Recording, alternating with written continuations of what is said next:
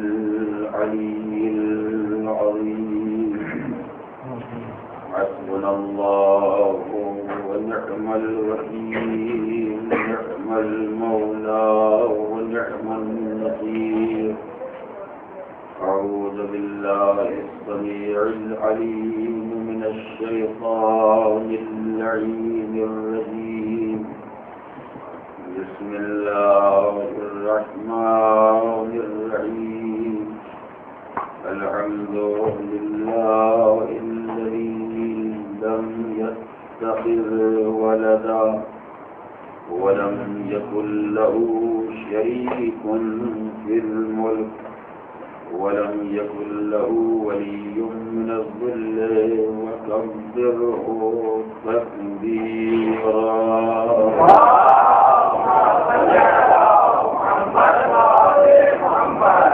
والصلاة والسلام والتحية والإكرام على الرسول النبي الأمي الذي أرسله بالحق بشيرا ونذيرا وداعيا إلى الله بإذنه وسراجا منيرا سيدنا ومولانا أبي القاسم اللهم صل على محمد وآل محمد وعلى أهل بيته الطيبين الطاهرين الغر الميامين المعصومين الذين أذهب الله عنهم الرجس وطهرهم تطهيرا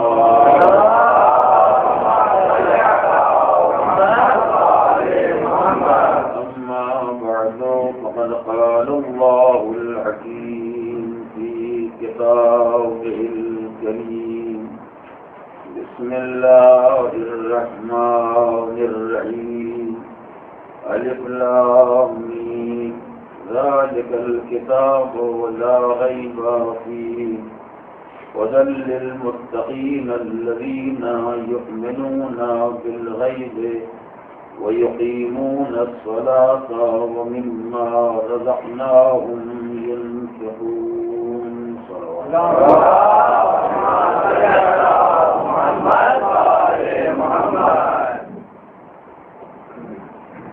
محمد وآل محمد صلوات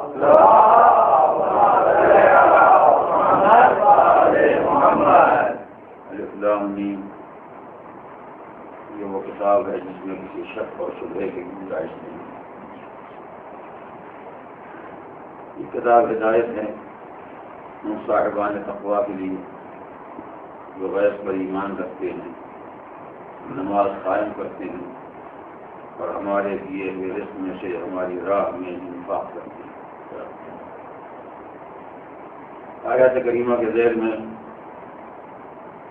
جو سلسلہ کلام امام عصر عجل اللہ تعالی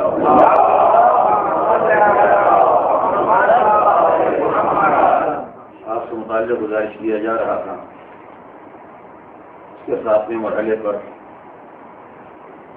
امام کی اصل زندگی کے تذکرے کا آغاز کیا جا رہا ہے. اب تک جو باتیں آپ کے سامنے گزارش کی گئی وہ در حقیقت کی زندگی کا پس منظر تھا. پروردگار عالم نے کس طرح قرآن مجید کی آیات میں اس آنے والے انسان کو تذکرہ کیا, سرکار دو عالم نے کس طرح اپنے فرزند کی بشارت دی, ائمہ معصومین نے اپنے آنے والے وارث کی کس طرح خبر دی, یا دوسرے صحیفوں میں اس بشارت کا کس انداز سے تذکرہ کیا گیا. یہ ساری باتیں وہ ہیں یہ اس تذکرے کے لیے تمہید اور مقدمے کی حیثیت رکھتے ہیں. یہ تذکرہ آج سے شروع ہو رہا ہے. اس تذکرے کا پہلا مرحلہ ہے ولادت با سعادت امام عصر حج اللہ.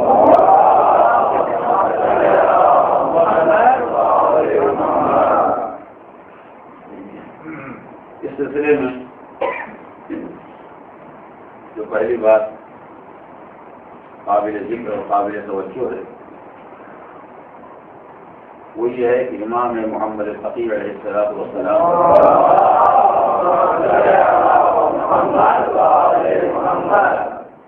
آپ کی ایک دختر نیک اثر ہیں جن کا نام ہے جناب حکیمہ. جناب حکیمہ ہمارے اور آپ کے نویں امام کی دختر نیک اختر ہیں، یعنی 10ویں امام کی بہن اور 11ویں امام کی پوتی. رشتوں کے اعتبار سے حساب یوں ہی ہوتا ہے کہ 9ویں امام کی صاحبزادی ہیں، اس کے معنی ہے کہ 10ویں امام کی بہن ہے اور 11ویں امام کی پوتی ہے.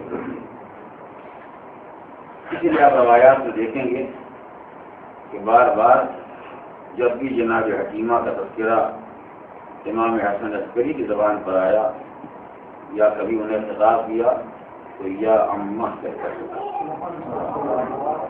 عربی زبان کے اعتبار سے ام یعنی چچا اور اماں یعنی ہمارے یہاں کے اعتبار سے چچا کے مقابلے میں لفظ چچی استعمال ہوتا ہے، یعنی اس مرد کا نام ہے چچا تو اس کی زوجہ کا نام ہوتا ہے چچی. لیکن عربی زبان کے اعتبار سے ام سے مراد چچا اور اماں سے مراد ہوتی. اسی لیے ان عورتوں کا ذکر کیا جاتا ہے جن کو پروردگار عالم نے ہر آدمی کے لیے حرام قرار دیا ہے. ان میں اماں بھی شامل ہے، یعنی وہ چچی نہیں ہے وہ پھوپھی، اور خالہ وہ بھی شامل ہے، لیکن خالہ ماموں کی بیوی کا نام نہیں ہے، خالہ خالہ کا نام.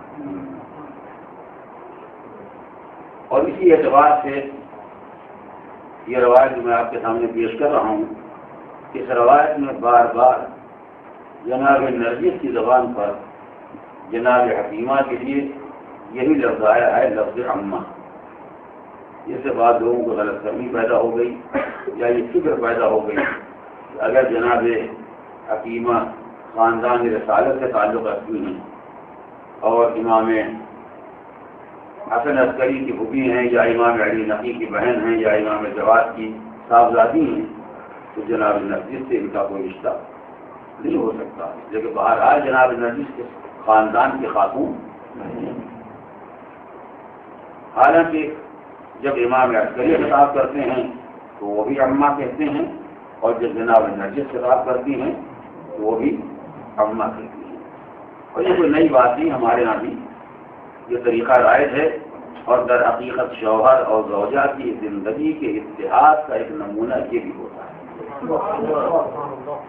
یہ دونوں کی زندگی میں اتحاد اور ہم آہنگی پیدا ہوتی ہے تو ان کا رشتہ دار ان کا رشتہ دار کہا جاتا ہے. لہٰذا اس تعبیر کی بنا پر یہ غلط فہمی نہیں پیدا کی جا سکتی کہ جناب حکیمہ کا کس خاندان سے تعلق تھا. اگر یہ ان کے خاندان سے متعلق ہیں تو ان کی خوبی نہیں ہے، اگر ان کے خاندان سے متعلق ہیں تو ان کی خوبی نہیں ہے. بے شک ان کا تعلق خاندان رسالت سے ہے، وہ واقعاً امام عسکری کی خوبی ہیں، مگر چونکہ جناب نرجس جناب امام حسن عسکری کی زوجہ ہیں، اس لیے اس احترام میں جس طرح شوہر یا نامدار کسی کو خوبی کہہ کے ان کا احترام کرتے ہیں، انہیں لفظ یاد کرتے ہیں، جناب نرجس کے اخلاق کا تقاضا یہ تھا کہ ان کے لیے وہی لفظ استعمال کریں جو لفظ امام حسن عسکری استعمال کریں. یہ پہلا مسئلہ ہے جو میں نے غلط فہمی کے دائرے کے ذہن سے گزارش کیا. دوسرا مسئلہ یہ ہے کہ ائمہ تحریم نے جو ہمارے اور آپ کے زمانے کے امام کا تذکرہ کیا، ان کے جو بہت سے فضائل و کمالات یا بہت سی علامتیں اور نشانیاں بیان کی، ان میں ایک نشانی یہ بھی ہے کہ پروردگار عالم نے پیغمبر کو اس آخری وارث کو مختلف انبیاء کا وارث قرار دیا. اس مقام پر بھی بعض لوگوں کو یہ غلط فہمی ہو گئی کہ انبیاء کا وارث ہونے کے معنی یہ ہیں کہ ان کے پاس وہی کمالات پائے جاتے ہیں جو پہلے انبیاء کے پاس تھے، اور بعد میں وہ کمالات ائمہ کی طرف منتقل ہو گئے. حالانکہ ہمارا عقیدہ ہمارا ایمان یہ ہے کہ ائمہ طاہرین کا مرتبہ مثلاً انبیاء کرام سے پیغمبر کے علاوہ انبیاء کرام سے اعلیٰ اور افضل ہے، یہاں تک کہ سرکار دو عالم نے کو جناب فاطمہ کے بارے میں کہا کہ لولا علی لما کان لابنتی فاطمہ کفر، اگر علی نہ ہوتے تو میری بیٹی فاطمہ کا کوئی ہمسر نہ ہوتا۔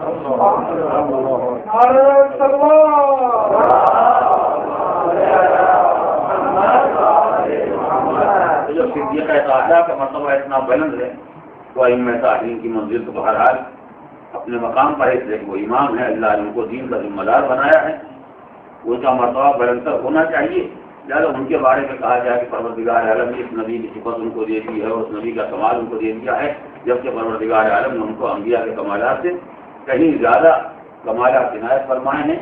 یہ غلط فہمی یہ بھی ہے جس مقام پر لوگوں میں پیدا ہوتی ہے۔ حالانکہ حقیقت عمل یہ ہے کہ اس طرح کی روایات جو ائمہ طاہرین کے بارے میں بیان کی گئی ہیں ان کا مقصد یہ نہیں ہوتا ہے کہ فلاں نبی کے پاس اتنا کمال تھا، وہی کمال وراثت میں فلاں انسان کی طرف منتقل ہو گیا۔ یہ وراثت جاگیر جائیداد کی وراثت نہیں ہے کہ باپ نے 100 روپے چھوڑے تھے وہی بیٹے کو مل گئے، یا بلکہ باپ نے مثلا 2 ایکڑ زمین چھوڑی تھی وہ بیٹے کی طرف منتقل ہو گئی، باپ نے ایک مکان چھوڑا تھا وہ بیٹے کو مل گیا، باپ نے ایک باغ چھوڑا تھا بیٹے کو مل گیا۔ ظاہر بیٹے کی طرف منتقل ہونے میں نہ باغ بڑھا، نہ مکان بڑھا، نہ پیسہ بڑھا، جو جیسا تھا ویسا ہی منتقل ہو گیا۔ یہ مادی وراثت ہے۔ جب مال یا مادیات کی وراثت چلتی ہے تو جیسا مال ہوتا ہے ویسے ہی ایک آدمی کے قبضے میں تھا، اس کے بعد دوسرے آدمی کی طرف منتقل ہو گیا۔ یہاں جو روایات وراثت کا ذکر کیا جاتا ہے اس کا ایک بڑا مقصد یہ ہوتا ہے کہ انسان پر اس حقیقت کو واضح کیا جائے کہ اگر تم ایمان کی زندگی کے اس رخ کو پہچاننا چاہتے ہو تو پہلے نبی کی زندگی کو اس رخ کو پہچانو۔ اگر وہ بات تمہاری سمجھ میں آ گئی تو یہ مسئلہ تمہاری سمجھ میں آ جائے گا، اور اگر وہ مسئلہ تمہاری سمجھ میں نہیں آیا تو یہ مسئلہ بھی تمہارے سمجھنے سے بالا تر ہے۔ اس لیے پروردگار عالم نے اس مسئلے میں ایمان کو فلاں نبی کا وارث یا فلاں نبی کا شبیہ اور مثال و مثیر قرار دیا ہے۔ یہ ایک مسئلہ بہت طویل ہے، اس کے عرض کرنے کے موقع نہیں ہے، لیکن میں چاہتا ہوں یہ بات آپ کے ذہن عالی میں رہے، اور اس کی بہترین مثال یہ ہے کہ ائمہ طاہرین کی زندگی میں بلکہ خود پیغمبر کی زندگی میں بہت سے مواقع ایسے آئے ہیں کہ جن مواقع کو لوگ محسوس نہیں کر سکے کہ پیغمبر نے یہ طریقہ کیسے اختیار کیا۔ اب جو کلمہ پڑھ کے مسلمان ہو گئے تھے انہوں نے اتنی ہمت کی نہیں، جو کہتے حضور نے یہ کام صحیح نہیں کیا، ورنہ کلمہ چلا جائے گا، اسلام چلا جائے گا۔ مگر وہ لوگ جو اس بات میں لگے ہوئے تھے کہ پیغمبر کے عمل پر، پیغمبر کی زندگی پر کوئی اعتراض کریں، جب بھی انہوں نے پیغمبر کی زندگی کے بارے میں کوئی اعتراض اٹھایا وہ اعتراض اٹھانے والا کون ہوگا؟ یا یہودی یا عیسائی، جو قومیں پائی جاتی ہیں، یا یہودی یا عیسائی جو مذہب والے بھی کہے جاتے ہیں، مگر کوئی اپنے نبی کو آخری نبی سمجھتا ہے، کوئی اپنے پیغمبر کو آخری پیغمبر سمجھتا ہے، وہ موسیٰ کے بعد کسی کو ماننے کے لیے تیار نہیں ہے، عیسیٰ کے بعد کسی کو ماننے کے لیے تیار نہیں ہے۔ لہذا کیونکہ پیغمبر پر ایمان نہیں لائے، جب پیغمبر کا کوئی عمل ہی ذرا ان کے خیال اور نظریے سے الگ دکھائی دیا تو پہلا کام ان کا یہ تھا کہ پیغمبر کے کردار پر اعتراض کرے۔ جو آدمی ایسا کام کرے گا وہ پیغمبر نہیں ہو سکتا، جس کا یہ طریقہ کار ہوگا وہ پیغمبر نہیں ہو سکتا۔ پروردگار عالم نے اور خود پیغمبر نے یا اس کے بعد جب یہ اعتراض پیدا ہوا تو ائمہ طاہرین نے ایسے مواقع پر ایک ہی بات کا حوالہ دیا، اگر تمہاری سمجھ میں پیغمبر کے یہ کردار نہیں آتا تو تم تو یہودی ہو، موسیٰ کو تو مانتے ہو۔ اگر تمہاری نظر میں مسلمانوں کے رسول کا یہ عمل غلط ہے تو ایسا ہی عمل کا جناب موسیٰ نے کیا تھا، اس کے بارے میں تمہارا خیال کیا ہے؟ انا ارسلنا الیکم رسولا شاہدا علیکم کما ارسلنا الی فرعون رسولا۔ پروردگار عالم نے کہا دیکھو ہم نے تمہاری طرف ایک رسول بھیجا ہے جس کو تمہارے اعمال کا گواہ اور نگراں بنایا ہے، ویسے اس رسول کو بھیجا ہے کما ارسلنا الی فرعون رسولا، جیسے کل فرعون کی طرف ایک رسول بھیجا تھا، جیسے ہم نے کل موسیٰ کو بھیجا تھا آج ہم نے ان کو بھیجا ہے، یہ بالکل موسیٰ جیسے ہیں۔ اگر تمہاری سمجھ میں موسیٰ کی زندگی آ جائے گی تو ان کی زندگی سمجھ میں آ جائے گی، اور اگر ان کی زندگی سمجھ میں نہیں آتی ہے تو پہلے موسیٰ کی زندگی کو پہچانو۔ اس کا مطلب یہ نہیں ہوتا ہے کہ پروردگار عالم جتنا کمال موسیٰ کو دیا تھا وہ ان سے لے کے پیغمبر کے حوالے کر دیا۔ یہ ایک مثال ہے ان اعتراضات کا جواب دینے کے لیے جو اکثر یہودیوں کی زبان پر آ جاتے ہیں۔ مقصد یہ ہے کہ تم بہرحال موسیٰ کو مانتے ہو، اگر موسیٰ کی زندگی میں ایسا ہو سکتا ہے اور وہ پیغمبر رہ سکتے ہیں تو ان کی زندگی میں بھی ایسا واقعہ ہو سکتا ہے اور ان کی پیغمبری میں کوئی شبہ نہیں کیا جاتا۔ یا سرکار دو عالم کے بارے میں اگر کبھی عیسائیوں نے کوئی شبہ اٹھایا، انہوں نے کوئی اعتراض کیا تو قرآن مجید نے اس کا حوالہ دے دیا۔ اس کے پہلے کوئی نیا واقعہ نہیں ہے، اس کے پہلے بہت سے رسول آ چکے ہیں۔ آخر جس کو تم مانتے ہو عیسیٰ کی طرف سنتے، ان کی زندگی میں ایسا ہی واقعہ پایا جاتا ہے، ان کی رسالت کا انکار کیوں نہیں کرتے ہیں؟ انہیں نبوت سے کیوں نہیں برخاست کر دیا؟ تو اس طرح کے حوالے جب روایتوں میں دیے جاتے ہیں، چاہے پیغمبر کی زندگی میں ہو چاہے ائمہ طاہرین کی زندگی میں ہو، اس کا مقصد یہ ہوتا ہے کہ ان واقعات کا حوالہ دیا جائے جو واقعات جانے ہوئے ہیں، پہچانے ہوئے ہیں، مانے ہوئے ہیں، تاکہ ان کی واقعات کی روشنی میں معصومین کے کردار کو پیش کیا جائے کہ اگر یہ کردار قابل اعتراض ہوگا تو کسی نبی کا کردار محفوظ نہیں رہ سکے، کسی پیغمبر کی زندگی محفوظ نہیں رہ سکے گی۔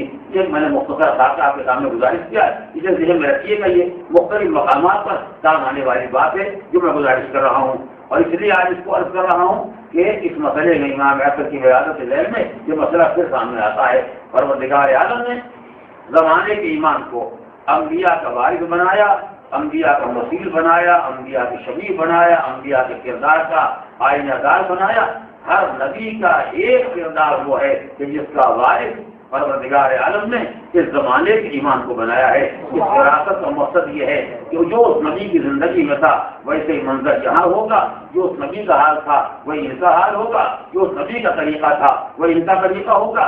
یعنی سات راستے سے جہاں سے امام احمد کی زندگی میں شبہات پیدا کیے جا سکتے تھے، معصومین نے ہر منزل پر ایک نبوت کے کردار کو پہرہ دار بنا کر دکھا دیا۔ اگر یہ مسئلہ سمجھ میں نہیں آتا ہے تو موسیٰ کی حیات کو پڑھو، اگر وہ مسئلہ سمجھ میں نہیں آتا تو عیسیٰ کی زندگی کو پڑھو، یہ مسئلہ سمجھ میں نہیں آتا تو پیغمبر کی حیات کو دیکھو، اور اگر ان کی زندگی قابل اعتراض ہے تو کسی پیغمبر کا کردار قابل اعتبار نہ رہ جائے گا۔ اس تمہید کو آپ ذہن عالی میں رکھیں گے۔ اس کے بعد میں اپنے معروضات گزارش کرنا چاہتا ہوں۔ ایک دن آیا ماہ شعبان کی 14 تاریخ کی سن 255 ہجری، صلوات علی محمد۔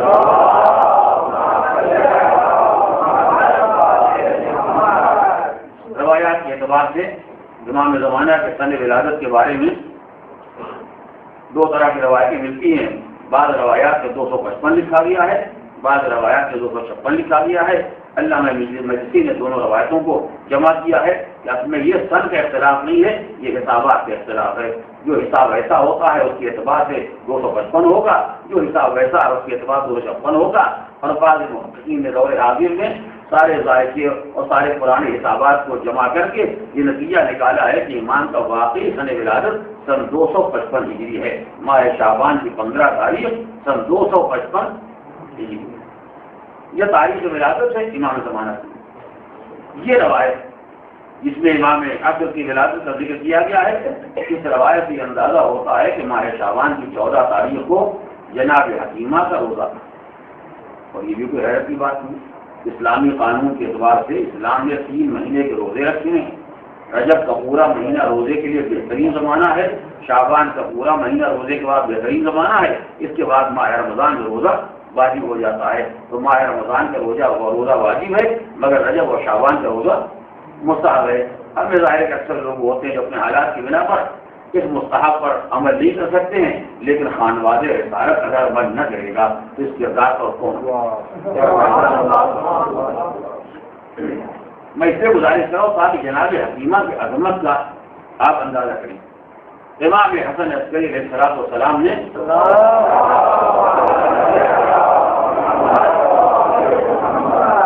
جناب حکیمہ کو یاد فرمایا، آپ تشریف لے آئیں۔ آپ نے فرمایا یا عمہ ہوگی، میری خواہش یہ ہے کہ آج کی شام، آج کی شب آپ اپنے روزے کا افطار میرے گھر میں کریں۔ میرے گھر میں آپ روزہ افطار فرمائیں، میری خواہش یہ ہے۔ فرمایا فرزند خیر تو ہے، افطار کے لیے تم نے آج اپنے گھر میں کیوں بنایا ہے؟ کہا اس لیے کہ پروردگار عالم آج مجھے ایک فرزند عنایت کر دیا۔ صلوات علی محمد وآل محمد۔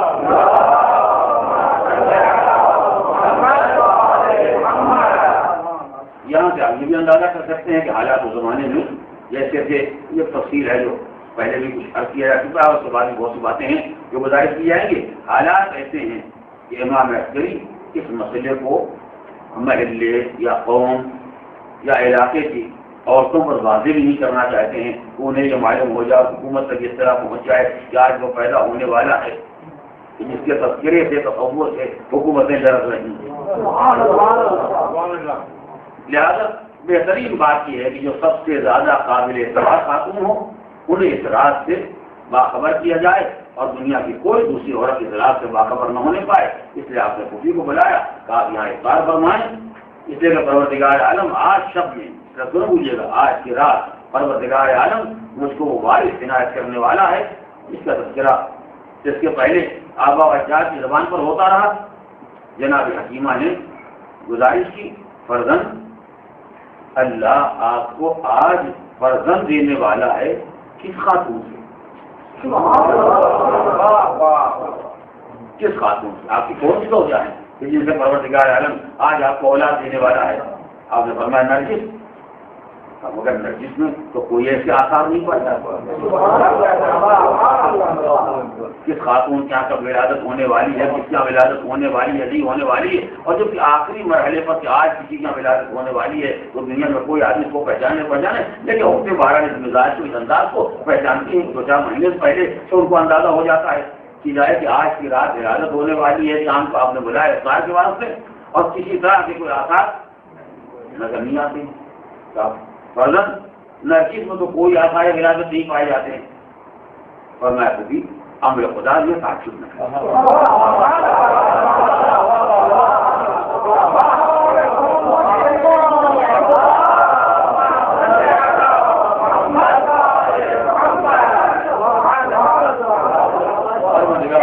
اللہ علی کل شیء قدیر، پروردگار ہر چیز کا قدرت رکھتا ہے، اس کے لیے آثار کی کوئی ضرورت نہیں ہے، وہ بغیر آثار کے بھی انسان کو دنیا میں بھیج سکتا ہے۔ میں اس سلسلے میں جو باتیں وہ گزارش کروں جو میں نے تمہید میں رکھی ہے، نتیجہ آپ کے سامنے بعد میں آئے گا۔ لہذا آثار کی آپ فکر نہ کریں، جو میں نے آپ کو بتا دیا ہے وہ واقعہ ہونے والا ہے۔ شام ہوئی، جناب حکیمہ تشریف لائیں اور افطار ہوا۔ اب جناب حکیمہ کے دل کی عجب کیفیت، اس لیے کہ بہرحال امام وقت نے فرمایا ہے غلط نہیں، مگر کہیں سے ایسے آثار نہیں پائے جاتے۔ یا تک وقت گزرتا رہا، اب جناب حکیمہ کی نظر مسلسل جناب نرجس پر ہے۔ اس موقع میں عورتوں کی مزاج کو خوب جاتی ہیں اور کہیں کوئی آثار نظر نہیں آتے ہیں، یہاں تک کہ اس ذہن میں اور کی روایت میں وہ بھی ضمن گزارش کر دیا جائے۔ اب جو جناب حکیمہ تشریف لے آئیں تو چونکہ امام عسکری ان کی پھوپھی ہیں، ان کے لیے بہرحال رشتے کے اعتبار سے قابل احترام ہیں، اور جناب نرجس امام حسن عسکری کی زوجہ ہیں، لہٰذا عرب کے دستور کے اس زمانے کے دستور کے مطابق قرار کیا تھا۔ دستور مختلف مقامات پر پایا جاتا ہے۔ جیسے جناب نرجس کے گھر میں جناب حکیمہ داخل ہوئی اور آپ نے بیٹھنے کا ارادہ کیا، ویسے ہی جناب نرجس آگے بڑھی کہ اپنے ہاتھوں سے ان کے جوتے چپل اتارے۔ یہ احترام ہے ظاہر، کیونکہ شوہر کی پھوپھی ہیں، ان کے لیے ماں کی جگہ پر ہیں تو زوجہ تو بہرحال اس کا فرض ہوتا ہے اخلاقی کہ ایسی خاتون کا احترام کرے۔ وہ آگے بڑھی کہ ان کی چپل کو اتارے اور اس کو احترام کے ساتھ کسی مقام پر بٹھائیں۔ جیسی وہ آگے بڑھی ویسے جناب حکیمہ نے روک کے خبر تھا، آپ بزرگ ہیں، میری کیا میرے شوہر بزرگ ہیں، آپ ان کی پھوپھی ہیں، ان سے بھی ماں کی جگہ پر ہیں، یہ میری ذمہ داری ہے، میرا فریضہ ہے کہ میں آپ کے ساتھ یہ برتاؤ کروں، یہ احترام کروں، یہ میری ذمہ داری ہے۔ فرمایا نہیں، آج کی رات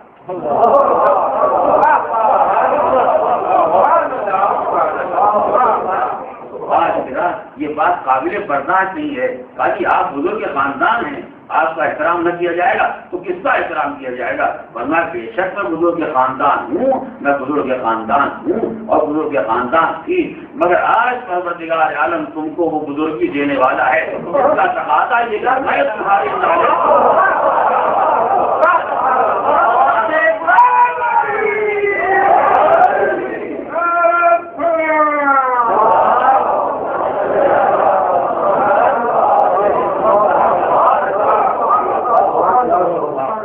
تمہیں نہیں معلوم کہ آج حسن عسکری نے مجھ کو اپنے گھر میں افطار کے لیے کیوں بنایا ہے؟ جس آج رات پروردگار عالم تم کو وہ فرزند عنایت کرنے والا ہے جو سید الدنیا والا جو دنیا اور آخرت کا سردار ہوگا, جس کو پروردگار عالم دنیا اور آخرت کے سردار کی ماں قرار دی. وہ کسی اور کی خدمت کرے, وہ مخدوم عالم ہے, وہ ایک شامل ہے کہ اس کے نالین کو وہ لوگ ہاتھ لگائیں, نہ کہ وہ کسی کے نالین کو اٹھائے. یہ نہیں ہو سکتا ہے. تو کیا جناب حکیمہ نے کہ نہیں یہ نہیں ہو سکتا. آج اس کا کوئی امکان نہیں پایا جاتا ہے. بہرحال جناب حکیمہ آ کے بیٹھ گئی اور نگاہ جناب نرجس کے اوپر ہے. کافی رات کا حصہ گزر گیا. اب جناب نرجس نے کہا کہ اب آرام فرمائیں. اب ظاہر پورے نیند آئے تو آرام فرمائیں. تو وہ تو نظر نہیں آتے ہیں. یہاں تک کہ جناب نرجس جا کے اپنے بستر پر لیٹ گئی تو جناب حکیمہ بھی اپنے بستر پر لیٹ نہیں. رات کا ایک حصہ گزرا. جب ایک حصہ رات کا گزر گیا اور سونے کے بعد نماز شب کے لیے جناب حکیمہ اٹھی. یہ کیسے بیٹھ کے گھر بیٹھے جہاں فرائض کے ساتھ مستحبات پر اور خصوصیت کے ساتھ نماز شب. اہل بیت کی تاریخ اگر آپ پڑھیں گے تو آپ کو اندازہ ہوگا کہ نہ عملی طور سے اہل بیت نے, ان کے گھرانے والوں نے کبھی نماز شب کو چھوڑا ہے اور نہ اخبار کے اعتبار سے اس کی اہمیت کو کبھی کم ہونے دیا ہے. حج سرکار دو عالم نے مولا کائنات جیسے ذمہ دار شریعت کو جب نصیحت یا وصیت فرمائی ہے تو فرمایا یا علی علیک بصلاۃ اللیل, علیک بصلاۃ اللیل, علیک بصلاۃ اللیل. یا علی میں تو دنیا سے چلا جاؤں گا مگر اس کا خیال رکھنا, خبردار نماز شب تک نہ ہونے پائے. نماز شب کا خیال رکھنا, نماز شب کا خیال رکھنا. 3 مرتبہ پیغمبر نے اپنی وصیت میں تکرار فرمائی ہے نماز شب کی, اور مخاطب بنایا ہے مولا کائنات جیسے انسان کو جس کی 1000 کشتیوں کی آواز محلے والے سنا محمد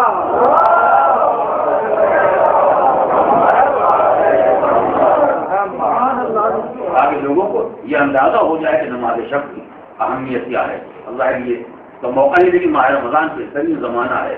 یہ عام زمانوں میں اکثر ہوتا ہے روز رات کو 1 بجے 12 بجے جو سوئے تو سوئے, نماز صبح کے بعد اٹھ جائیں بڑی بات ہے. بعض لوگوں کی آپ کو آفتاب نکلنے تک نہیں کھلتی ہے, لیکن باہر ماہ رمضان میں تو ساتھ کے وقت 4 ناچار لوگ عام طریقے سے اٹھ ہی جاتے ہیں.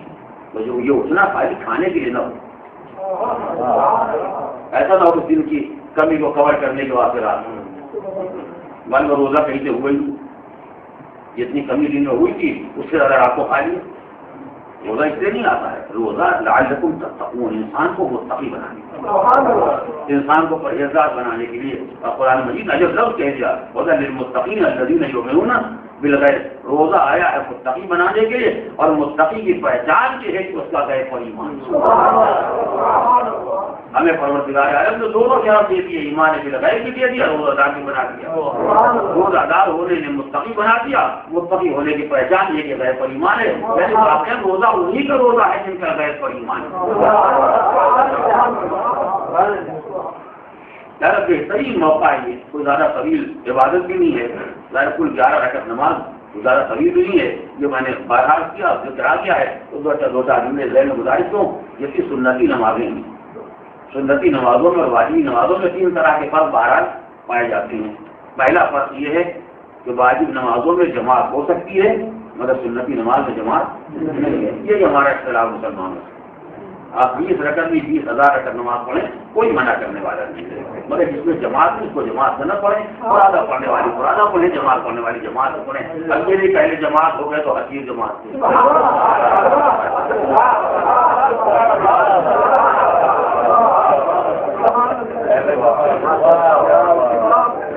شریعت نے معین کیا ہو سکے عمل کریں ورنہ ظاہر کس کو طرح کہ ماہ رمضان کی رات میں آپ 20 رکعت پڑھی یا 30 رکعت پڑھی، یہ معین نہیں ہے۔ یہ ماہ رمضان میں راتوں میں، ماہ رمضان کی راتوں میں 1000 رکعت نماز ہمارے یہاں بھی مستحب قرار دی گئی ہے۔ کتاب یاد نہ ہو یاد کریے گا، ماہ رمضان کی راتوں میں 1000 رکعت نماز مستحب قرار دی گئی ہے۔ پہلی تاریخ سے 20 تاریخ تک روزانہ 20 رکعت، کتنی ہوں؟ پہلی تاریخ سے اور 20 تاریخ تک روزانہ 20 رکعت، یہ ہو گئی 400، اور 20 سے لے کے 30 تک روزانہ 30 رکعت،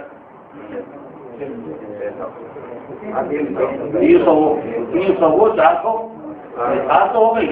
19ویں شب قدر، 21ویں شب قدر، 20ویں شب قدر، ہر شب قدر میں 100 رکعت۔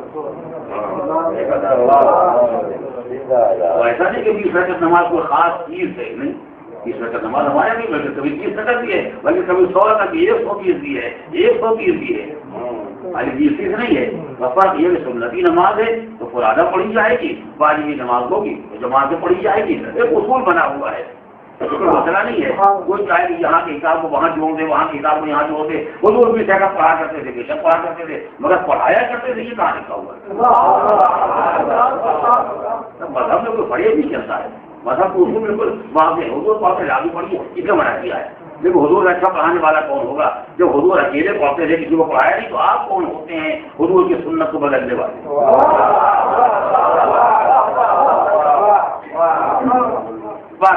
تو واجب اور سنتی نمازوں کا یہ بنیادی فرق یہ ہے کہ واجب نماز میں جماعت ہے اور سنتی نماز میں جماعت نہیں ہے۔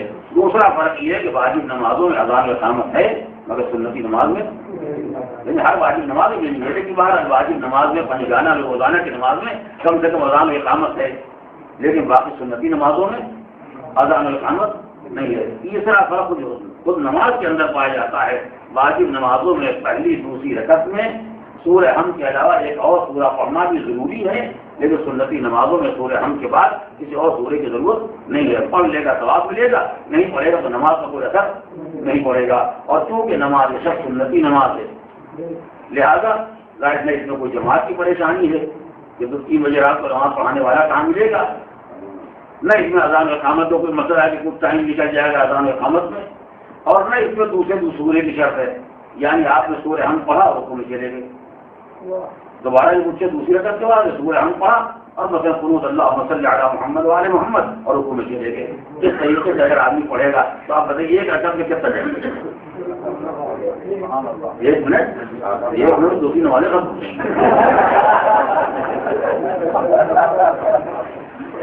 وہ زمانہ چلا گیا جب منٹ بہت طویل ہوا کرتا تھا، منٹ کو حساب ہوتا ہے، 1 منٹ میں 60 سیکنڈ 2 سیکنڈ بھی حسابات جو گھڑیوں میں سیکنڈ پائے جاتے دیکھیے، پرانے زمانے بچوں کو پڑھایا جاتا تھا کہ 1 2 3 میں گنتی ہو سمجھو سیکنڈ ہو رہا ہے۔ آج آپ دیکھیے گھڑیوں سیکنڈ 1 سیکنڈ یا دوسرے سیکنڈ تک پہنچتے ہوئے 4 5 گنتی تو ابھی نہیں سکتے بغیر کسی رحمت۔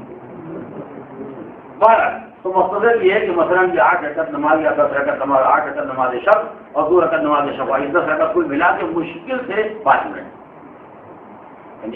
اور عیدے کے طور پر اگر جس کا واجب ہے اس میں اگر ادا کرنا چاہے تو مشکل سے 5 منٹ۔ 1 رکعت نماز وتر آخر میں ہے، وہ بھی چلیے 5 منٹ، 10 12 منٹ کا کل کام ہے۔ اگر آدمی 24 گھنٹے میں یعنی پوری رات میں 12 منٹ پروردگار عالم کے واسطے نہ نکال کے اس عمل کے لیے جس عمل کی پیغمبر نے تاکید کی، ائمہ صالحین نے تاکید کی، اور اس کے برکات کا روایات میں اتنا طویل تذکرہ ہے کہ اگر میں خالی نماز کے فضائل بیان کروں تو 2 3 دن درکار ہیں۔ سب سے مختصر کوئی بات اگر آدمی محسوس کر سکتا ہے تو بندے اور خدا کے درمیان وہ تنہائی جس کو انسان تلاش کر رہا ہے وہ نماز شب کے علاوہ الہی وہذا الخلق ما بین نائم ومنتبہ فی لیلہ یتضرعون۔ مولا کائنات نے اپنی مناجات میں جو منظوم مناجات نظم کی شکل میں مفاتیح الجنان بھی نقل کی گئی ہے، مولا کائنات کا پروردگار یہ مخلوقات 2 حصوں میں تقسیم ہو گئی، کچھ وہ ہیں جو بڑے سو رہے ہیں اور کچھ وہ ہیں جو بیدار ہیں اور تیری بارگاہ میں مناجات کر رہے ہیں۔ خدایا اس سے بڑا احسان کیا ہوگا کہ تو نے مجھ کو یعنی مجھ کو بے ہوش اور بدحواس کو آنے والوں میں نہیں قرار دیا بلکہ ان بیدار لوگوں نے قرار دیا ہے جو تیری بارگاہ میں درد دل بیان کرنے والا بندہ اور درد دل سننے والا پروردگار جو چاہے اپنی داستان غم بیان کرے، کوئی نہ دیکھنے والا نہ سننے والا، ساری دنیا کی خبر ہو رہی ہے۔ ایک عالم ایمان کے افراد ہیں جو پروردگار کی بارگاہ میں مناجات کر رہے ہیں۔ انسان خدا سے اخلاص کے ساتھ رات کی تنہائی میں اور تاریکی میں اپنا درد دل بیان کرے اور اس کے بعد یہ اطمینان نہ پیدا ہو کہ پروردگار عالم و مشکلات کو حل کر سکتا ہے، تو ایسے آدمی و خدا پر واقعی ایمان ہے۔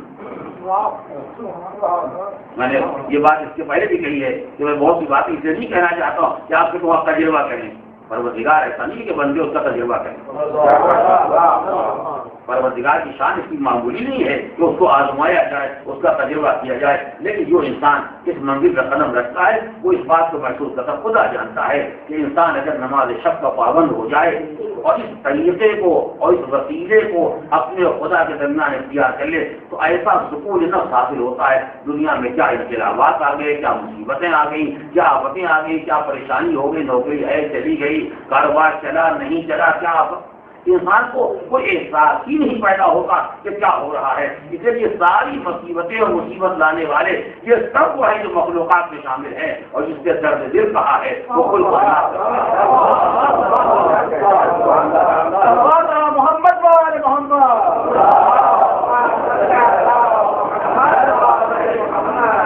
اگر اس کا سہارا انسان کو حاصل ہو جائے تو کوئی پریشانی کی بات نہیں۔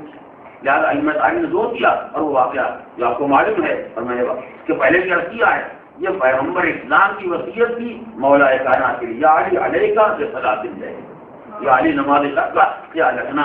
اور فرزند رسول نے کربلا میں رخصت ہوتے وقت بہن سے ایک اقرا کہا، بات آئی ہے تو آپ ذرا ثانیہ زہرا کی عظمت ہو، ثانیہ زہرا کی جلالت کو پہچانے۔ پیغمبر علی سے کہتے ہیں علیہ کا صلاۃ اللہ، یا علی نماز شب کا خیال رکھنا، مگر حسین نے اپنی بہن کو نہیں کہا کہ بہن مصیبتوں میں نماز شب کا خیال رکھنا، کہا بہن نماز شب میں میرا خیال رکھنا۔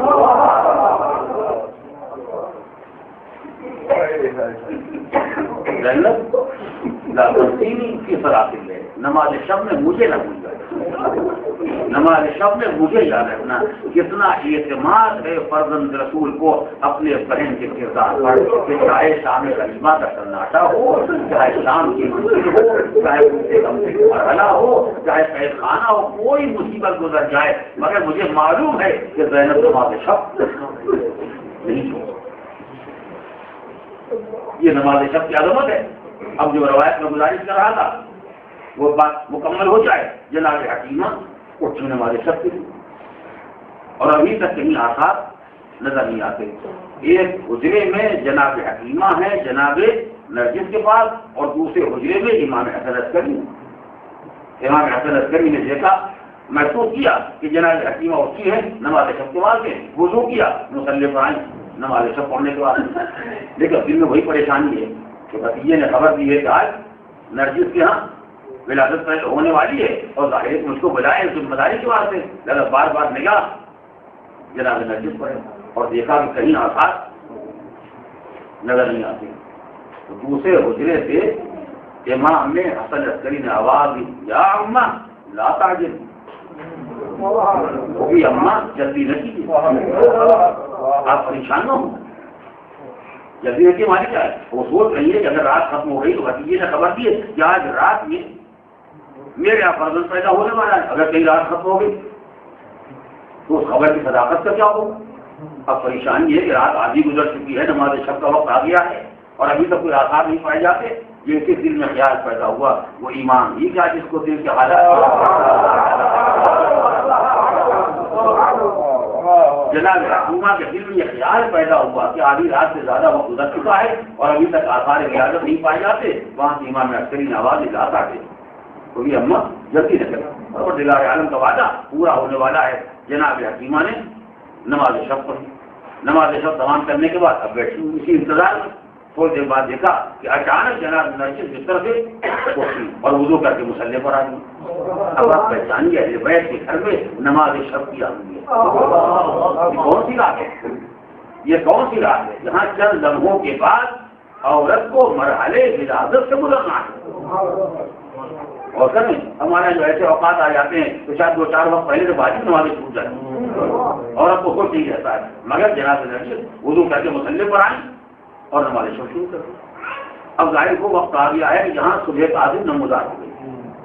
صبح تعظیم صبح تعظیم کے درمیان کوئی لمبا فاصلہ نہیں ہوتا، 10 منٹ کا فاصلہ ہوتا ہے. اب صبح تعظیم کی منزل آ گئی، جناب نبی نمازیں سب پڑھ رہی. اب جناب حکیمہ کے ذہن میں پھر یہ خیال پیدا ہوا کہ بچیے نے کہا کہ آج رات میں، اب رات میں کیا باقی ہوئی ہے، 10 منٹ کے بعد صبح تعظیم، صبح تعظیم کھائی اور رات. جیسے ہی یہ خیال پیدا ہوا کہ اب تو رات میں 10-12-15 منٹ جو ہے وقت بھی باقی رہ گیا اور ابھی تک کہیں آسان نہیں دکھائی دیتے. خیال ہمارے انسان ہے، اس کے ذہن میں طرح طرح کے خیالات پیدا ہو سکتے ہیں. ویسے ہی دوسرے ہو جائے حوالے ذات شک کی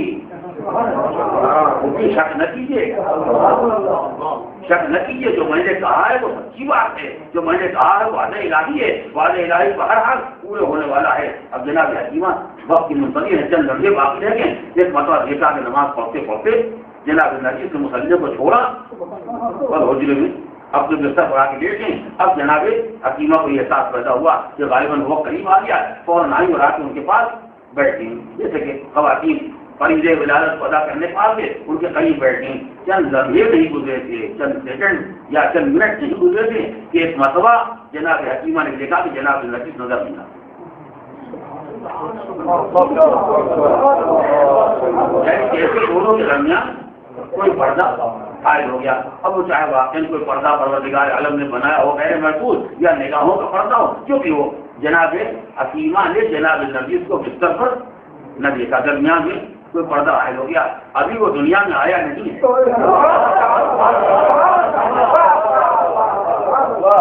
ابھی آنے والے نے دنیا میں قدم نہیں رکھا ہے اور پروردگار ابھی سے حکیمہ کو پردے کا عادی بنا رہا تاکہ یہ احساس پیدا ہو جائے یہ وہ انسان ہے جس کو بہرحال پروردگار عالم پردے میں رکھنے والا ہے. جب دنیا میں نہیں آیا تھا، جب کچھ درمیان میں حجاب آیا تھا، جب پردے میں دنیا میں آ جائے گا حجاب حائل ہو جائے گا. اور چند لمحوں کے بعد جب یہ پردہ ہٹے گا تو دنیا کو یہ خیال پیدا ہو جائے گا کل جب پردہ پڑا تھا تو پردہ بہرحال چاہتا اور حکیمہ نے دیکھا تھا. آج ہمارے سامنے حجاب آئے، کل جب یہ پردہ ہٹے گا تو انشاءاللہ ہم بھی دیکھیں گے.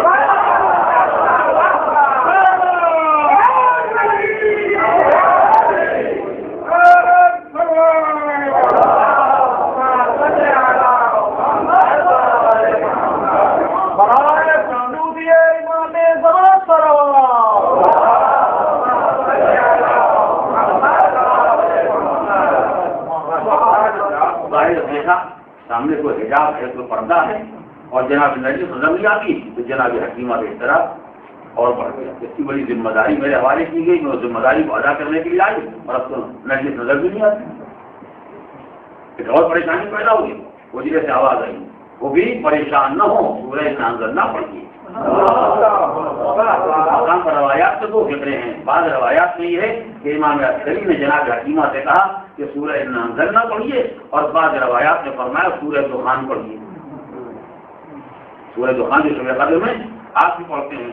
ان دونوں سوروں کے بارے میں روایات میں ہے یا یہ فرمایا کہ سورہ انزلنا پڑھیے یا یہ فرمایا کہ سورہ دخان پڑھیے یا ممکن ہے دونوں باتوں کے لیے فرمایا ہوگا سورہ انزلنا پڑھیے اور سورہ دخان پڑھیے. یعنی مشکل ولادت کو حل کرنے کے واسطے یہ بہترین وسیلہ ہے اس کا نام توجہ فرمائیں گے. شاید مشکل ولادت کو حل کرنے کے لیے اس کے بعد تعویذ ہوتے ہیں، بعض دعائیں ہوتی ہیں کہ اگر عورت کے لیے ولادت کا مرحلہ مشکل ہو جائے تو وہ دعائیں پڑھی جاتی ہے، تعویذ لکھے جاتے ہیں. مگر نہ جانے کیا مصلحت تھی امام عسکری کی کہ نہ کوئی دعا نہ کوئی تعویذ. فرمایا انا انزلنا پڑھیے اور سورہ دخان پڑھیے. انا انزلنا میں کیا انا انزلنا ہو کی ہم نے اس قرآن کو شب قدر میں اتارا. قرآن میں کہا انا انزلنا ہو کی لیلۃ مبارکہ، ہم نے قرآن کو مبارک رات میں اتارا ہے.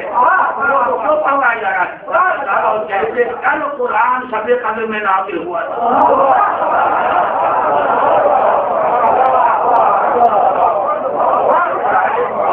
آئی تھی جب قرآن نازل ہوا تھا. وہ بھی آپ گھبرائیے نہیں، رات تمام نہ ہو پائے گی اس مبارک رات جو قرآن نازل باہر آ رہا ہے.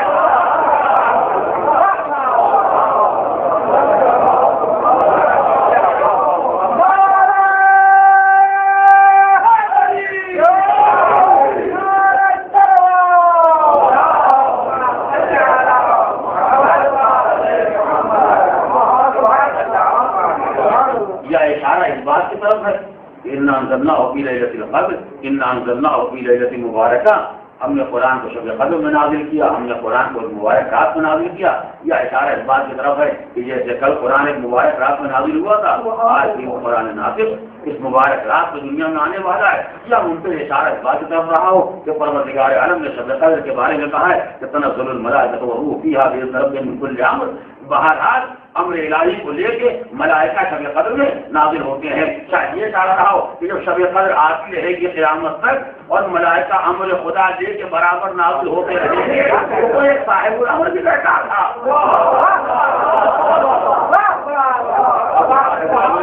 آ رہا ہے جناب حکیمہ کہتے ہیں جیسے بھتیجے نے یہ فرمایا کہ انا انزلنا یا سورہ دخان پڑھیے، میں نے سورہ انا انزلنا یا سورہ دخان کی تلاوت شروع کی.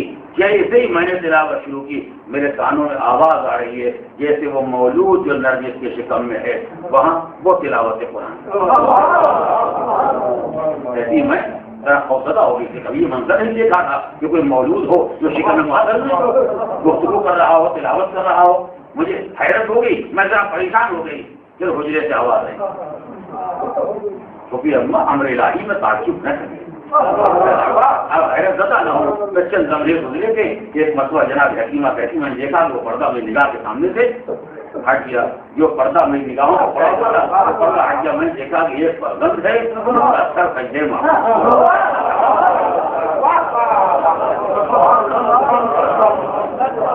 اور میں نے دیکھا اس کے داہنے بازو پر لکھا ہوا ہے قل جاء الحق وزهق الباطل ان الباطل كان زهوقا. اگر پروردگار عالم نے نبی کی زبان پہ اعلان کر پیغمبر کا اعلان کر دیا حق آ گیا باطل فنا ہو گیا اور باطل کو تو بہرحال فنا ہو رہا ہے. اور اس کے بعد فرزند نے سر سجدے سے اٹھایا اور اس کی زبان پر کہتا تھا اشہد ان لا الہ الا اللہ وحدہ لا شریک لہ واشہد ان محمدا جدی رسول اللہ. اور میں گواہی دیتا ہوں کہ میرا جب پیغمبر وہ اللہ کا رسول ہے. واشہد ان امیر المومنین علی ولی اللہ. اور میں گواہی دیتا ہوں کہ امیر المومنین ولی خدا ہیں. اور اس کے بعد اس جگہ اور آگے بڑھا آنے والے فرزند نے کہا اور میں گواہی دیتا ہوں کہ حسن امام ہیں، میں گواہی دیتا ہوں حسین امام ہیں. یہاں تک 11ویں امام تک نام دینے کے بعد ایک مرتبہ بچے نے ننھے ہاتھ دعا کرتا ہے اللہم انزل لی ما وعدتنی. پروردگار جو وعدہ تو نے مجھ سے کیا ہے اپنے وعدے کو تو پورا کر. جناب حکیمہ کہتی ہے منظر میں دیکھا اور میرا دل مکمل طور سے مطمئن ہو گیا کہ رات تمام نہ ہونے پائی، صبح صادق نمودار نہ ہونے پائی کہ پروردگار نے اپنی حجت کو دنیا میں بھیج دیا. کہتی میں نے فرزند کو اٹھایا کلیجے سے لگایا اور فوراً لے کے دوسرے حجرے میں امام عسکری کی خدمت میں آئی اور میں نے بچے کو بات کے ہاتھوں میں رکھ دیا. امام عسکری نے بچے کو ہاتھ کر لیا اور لینے کے بعد فرمایا بیٹا ان کو کچھ بولو، بیٹا کچھ بولو، کچھ کلام کرو.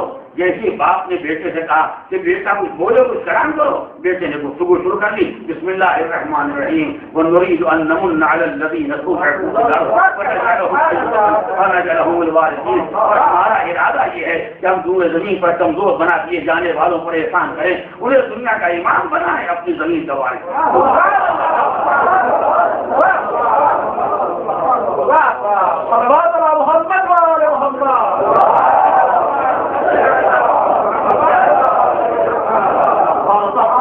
وہی آیت کریمہ جس کو میں نے پہلے بیان کیا تھا امام حسن کے سلسلے میں جو قرآن مجید میں اشارے پائے جاتے ہیں، پیدا ہونے والے امام نے خود اسی آیت کریمہ کی تلاوت کی جہاں پروردگار نے کہا ہمارا ارادہ یہ ہے کہ ہم روئے زمین میں کمزور بنا دیے جانے والوں کو احسان کریں، ہم انہیں امام بنائیں گے اور ہم انہیں زمین کا وارث بنائیں گے. امام نے آنے کے بعد اس آیت کریمہ کی تلاوت کی، اس کے بعد کلمہ شہادتین زبان پر جاری کیا اور بہرحال میں داستان ولادت تمام ہو گئی. فقط دو جگہ مقام میں گزارش کر کے بات کو تمام کر دینا چاہتا ہوں. یہ دو مقامات تھے کہ جہاں لوگوں نے شبہ پیدا کرنا چاہا. پہلا مسئلہ یہ تھا کہ جس خاتون میں ابھی تک چند لمحے پہلے تک آثار ولادت نہیں تھے اس کے بارے میں کیسے یہ کہا جائے کہ اس کے گھر میں کوئی فرزند پیدا ہوا. اور دوسرا مسئلہ یہ ہے کہ یہ جو کہا جاتا ہے بچہ پیدا ہوا اور اس نے تلاوت کرنا شروع کر دی یا شکم مادر میں تھا وہ انا انزلنا پڑھ رہی تھی اور اس نے انا انزلنا پڑھا شروع کر دیا، کوئی عقل میں آنے والی بات ہے. کہ بچہ ابھی پیدا ہو اور ابھی قرآن پڑھنا شروع کر دے، بچہ ابھی پیدا ہو اور بولنا شروع کر دے. یہ دو مسئلے تھے.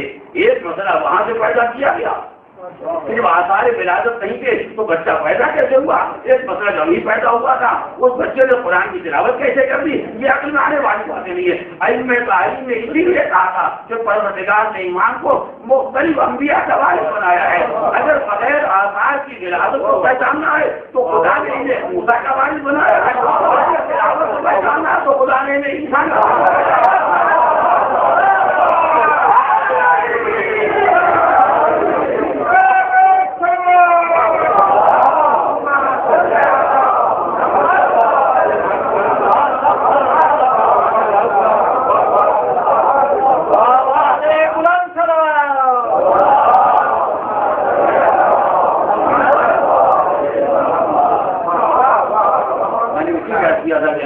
زندگی میں جو انبیاء کا حوالہ دیا جاتا ہے اسی لیے شبہات پیدا کرنے والے، شکوک پیدا کرنے والے برابر پیدا ہوتے رہیں گے. لہٰذا علم تعلیم نے کہا پروردگار عالم نے کو انبیاء کا وارث بنایا ہے. یعنی یہ مسئلہ اگر تمہاری سمجھ میں نہیں آتا تو وہ تعریف کرو. اگر مادر جناب موسیٰ کے آثار حمل ظاہر ہو گئے ہوتے تو 70,000 بچوں کا خون کیوں ہو. جیسے افراد کو اسی لیے ماریں گے کہ ان کے یہاں آثار نہیں پائے جاتے اور جہاں جہاں آثار دیکھے گئے اس بچے کا خاتمہ کر دیا جائے کہیں وہ نہ پیدا ہو جائے جو فرعون کے تخت و تاج کو الٹ دینے والا ہے. تو اگر کل بغیر آثار بغیر آثار ولادت کے پروردگار عالم موسیٰ کو دنیا میں لا سکتا ہے اور فرعونوں کی ساری کوششیں بیکار ہو گئی. کتنے بچوں کا خون کر دینا بھی کافی نہ ہوا. بالآخر موسیٰ دنیا میں آ گئے. قدرت آواز دے رہی ہم جس کو دنیا میں لانا چاہیں نہ کل کا فرعون کچھ بگاڑ سکا تھا. وہ قرآن کی تاریخ ہے اور یہ بھی قرآن کی تاریخ ہے. جب جناب عیسیٰ دنیا میں آئے اور یہودیوں نے آگے کہا مریم تمہارا تو کوئی شوہر بھی نہیں ہے، یہ بغیر شوہر کا بچہ کیسا. مریم نے گہوارے کی طرف اشارہ کیا کہ ہم گہوارے کے بچے سے بات کیسے کریں گے. عیسیٰ نے وہی جواب تم بات کرنے کے قابل نہیں، میں تو بات کرنے کے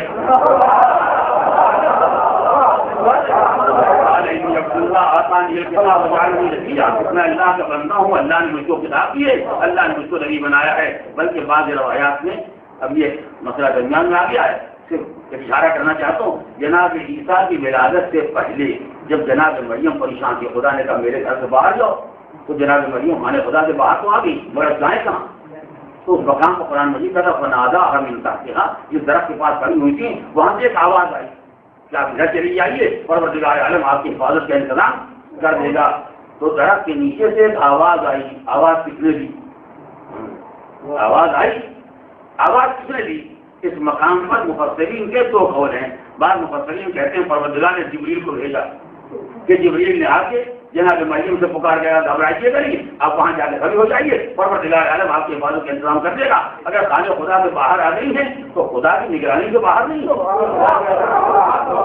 خدا آپ کی نگرانی کا انتظام کر دے گا. بعض مفسرین نے کہا کہ یہ آواز دینے والے تھے جبریل اور بعض مفسرین نے کہا یہ آواز شکم مادر سے خود عیسیٰ نے دی. یہ مادر گرامی آپ گھبرائیے گا نہیں، آپ چلیے پروردگار آپ کی حفاظت کا انتظام کرے گا. خدا آپ کو نہیں بنا کے بھیجنے والا ہے. اگر کل شکم مریم سے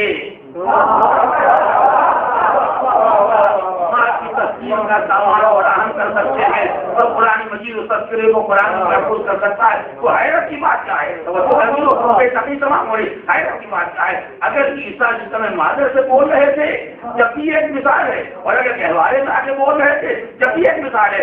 آپ ایسی بات کہہ سکتے عیسیٰ سے مت ملائیے وہ نبی تھے، عیسیٰ سے مت ملائیے وہ رسول تھے، عیسیٰ سے مت ملائیے وہ صاحب انجیل تھے، عیسیٰ سے مت ملائیے وہ صاحب شریعت تھے. عیسیٰ کی بات اور ہے، ان کی بات اور ہے. انہیں ان سے نہ ملائیے. ہم بھی کہتے ہیں انہیں ان سے نہ ملائیے اور معموم ہے یہی بات ہوا.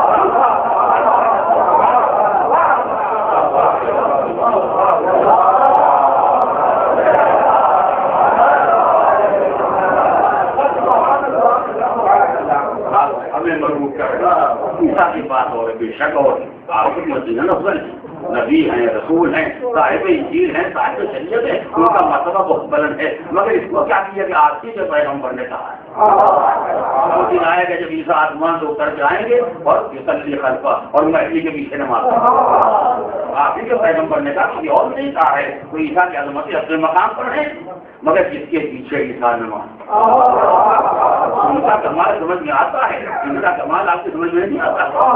پروردگار عالم نے شاید عیسیٰ کی مثال اسی لیے قرآن مجید میں محفوظ کر دی ہے تاکہ کمال مہدی سمجھنے میں آتا ہے، اس کے مرتبے کو محفوظ کرنے میں انسان کو آسانی ہو جائے۔ بس ارباب کرم سلسلے بیان کو آج اسی مقام پر روک دینا چاہتا ہوں۔ جب جناب مریم پریشان کی تو بیٹے نے ماں کے سکون و اطمینان کا انتظام کر دیا۔ اگر یہودی کچھ کرنا چاہتے ہیں مادر گرامی آپ گھبرائیے گا نہیں، میں جواب دینے کے لیے کافی ہوں، اور اگر خانے خدا سے باہر آنے کے بعد کوئی پریشانی آپ کے واسطے ہے تو آپ بالکل پریشان ہیں، اور وہ پروردگار عالم انتظام کرنے والا ہے۔ بے شک کیا کرنا اس ماں کے دل کا اس کا بچہ اس کے لیے سامان سکون پڑا، ماں پریشان تھی، بچے نے ماں کے سکون و اطمینان کا سامان فراہم کر دیا۔ اس سے پہلے دیکھنا تھا جناب حاجرہ اپنے بچے کے لیے پریشان تھی، صفا سے مروا، مروا سے صفا برابر دوڑ رہی ہیں، اور کے بعد ابھی اسماعیل نے لڑیاں رکھی اور چشمے زمزم جاری ہو گیا۔ اب جو آج جناب حاجرہ نے دیکھا تو ماں کا دل مطمئن ہو گیا، لیکن ماں بچے کے لیے پانی کے واسطے پریشان تھی۔ اسماعیل آواز دے رہے مادر گرامی مجھے پانی مل گیا، آپ پریشان ہیں۔ یہ بھی ایک مقدر ہو کہ ماں اگر اپنے بچے کے لیے رات میں پریشان ہو تو پانی کا بندوبست ہو جائے اور پانی کو دے کے ماں کا دل مطمئن ہو جائے۔ اور یہ بھی ایک وقت کی بات ہے کہ جب ماں اپنے بچے کے لیے پریشان ہو ایک خطرے آپ میرے داخل ہو جائے، اگر کوئی خطرے آپ میں گندہ نہیں جو ہوتا ہے لیے کھا رہا میں لے کے جا رہا ہوں تو گھبرانا نہیں، جو میدان میں گئے تھے طالبوں کو خیال کا شاید جنگ کرنے آئے ہیں، جب کا بچہ تو جنگ کرنا نہیں ہے، شاید طالبوں کو رہما جائے ماں کا دل رہ گیا، شاید میرے بچے کو کسی کو رہما جائے، شاید میرے بچے کو خطرے آپ نہیں جائے، مگر تھوڑی دیر کے بعد اگر رہما کی آواز آئی رباب اپنے لال کو لے جاؤ، رباب اپنے لال کو لے جاؤ، ماں اسی میدان کے بعد شاید آگے بڑھی شاید طالبوں کو رہما بھی نہ ہو، شاید علی اصغر کو پانی مل گیا ہو، جب تو رہما کے قریب آئی آج آقا میرے بچے کو چاہیے ادھر سے دبا کے دامن کو رکھ دیا، رباب نے چلے پتی کب جان دے گا آگے موقع دیا ہے عمر کے بچے کی دور ہے